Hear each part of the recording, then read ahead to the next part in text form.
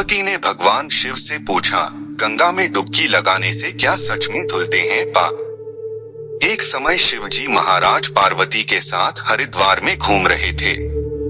पार्वती जी ने देखा कि सहस्त्रों मनुष्य गंगा में नहा कर हर हर कहते चले जा रहे हैं, परंतु प्राय सभी दुखी और पाप परायण हैं। पार्वती जी ने बड़े आश्चर्य से शिव जी से पूछा कि हे देव, गंगा में इतनी बार स्नान करने पर भी इनके पाप और दुखों का नाश क्यों नहीं हुआ? क्या गंगा में सामर्थ्य नहीं रही? शिवजी ने कहा, प्रिय, गंगा में तो वही सामर्थ्य है, परंतु इन लोगों ने पापनाशिनी गंगा में स्नान ही नहीं किया है, तब इन्हें लाभ कैसे हो? पार्वती जी ने आश्चर्य से कहा कि स्नान कैसे नहीं किया?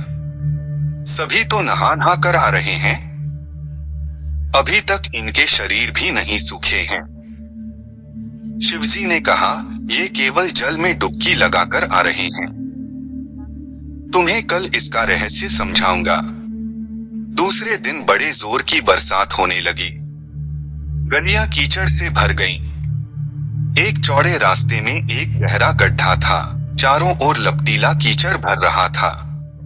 शिवजी ने लीला से ही वृद्ध रूप धारण कर लिया और दीन विवश की तरह गड्ढे में जाकर ऐसे पड़ गए जैसे कोई मनुष्य चलता चलता गड्ढे में गिर पड़ा हो और निकलने की चेष्टा करने पर भी न निकल पा रहा हो। पार्वती जी को उन्होंने यह समझाकर गड्ढे के पास बैठा दिया कि देखो, तुम लोगों को सुना सुना कर यूं पुकारती रहो कि मेरे वृद्ध पति अकस्मात गड्ढे में गिर पड़े हैं, कोई पुण्यात्मा इन्हें निकालकर इनके प्राण बचाए और मुझ असहाय की सहायता करे। शिवजी ने यह और समझा दिया कि जब कोई गड्ढे में से मुझे निकालने को तैयार हो तब इतना और कह देना कि भाई, मेरे पति सर्वथा निष्पाप हैं, इन्हें वही छुए जो स्वयं निष्पाप हो। यदि आप निष्पाप हैं तो इनके हाथ लगाइए, नहीं तो हाथ लगाते ही आप भस्म हो जाएंगे। पार्वती जी तथास्तु कहकर गड्ढे के किनारे बैठ गईं और आने जाने वालों को सुना सुनाकर शिवजी की सिखाई हुई बात कहने लगी। गंगा में नहाकर लोगों के दल आ रहे हैं। सुंदर युवती को यूं बैठी देखकर कईयों के मन में पाप आया। कई लोग लज्जा से डरे तो कईयों को कुछ धर्म का भय हुआ, कई कानून से डरे। कुछ लोगों ने तो पार्वती जी को यह भी सुना दिया कि मरने दे बुड्ढे को, क्यों उसके लिए रोती है। आगे और कुछ दयालु सच्चरित्र पुरुष थे, उन्होंने करुणावश हो युवती के पति को निकालना चाहा, परंतु पार्वती के वचन सुनकर वे भी रुक गए। उन्होंने सोचा कि हम गंगा में नहाकर आए हैं तो क्या हुआ, पापी तो हैं ही, कहीं होम करते हाथ न जल जाएं।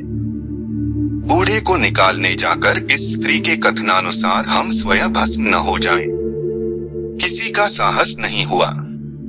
सैकड़ों आए, सैकड़ों ने पूछा और चले गए।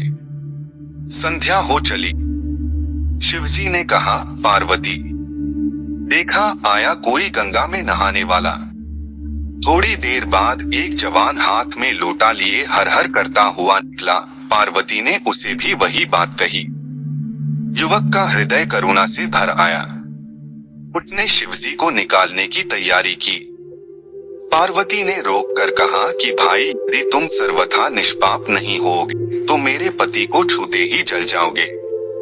उसने उसी समय बिना किसी संकोच के दृढ़ निश्चय के साथ पार्वती से कहा कि माता, मेरे निष्पाप होने में तुझे संदेह क्यों होता है?